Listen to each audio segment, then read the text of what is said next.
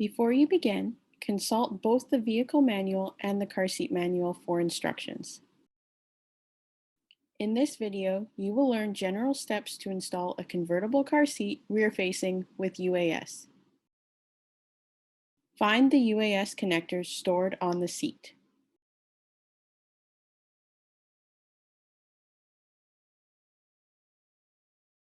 You will need to set up your seat to use rear-facing. Check the manual to find out what needs to be changed. Position the car seat on the vehicle seat. Look for a recline indicator.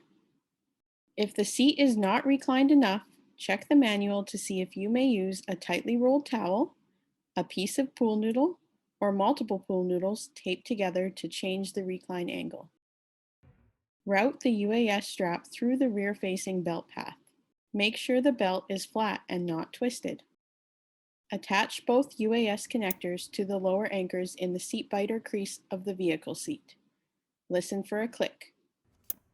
Tug gently on the connectors to make sure they are firmly attached to the lower anchors. Most car seats have a way to access the inside of the belt path, making it easier to tighten the UAS strap. Do not climb onto the car seat. Try standing in the vehicle and pushing towards the vehicle seat, or standing outside of the vehicle and pushing in with one knee, or try leaning over the car seat and pushing down with your hand.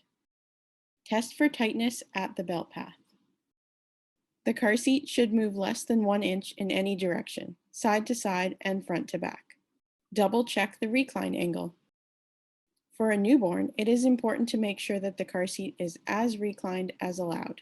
If the recline angle is not correct, uninstall the seat and make adjustments.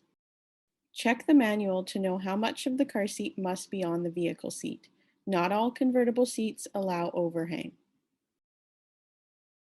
If you are having difficulty, try installing with the seat belt. Try a different seating position in the vehicle, or try a different car seat.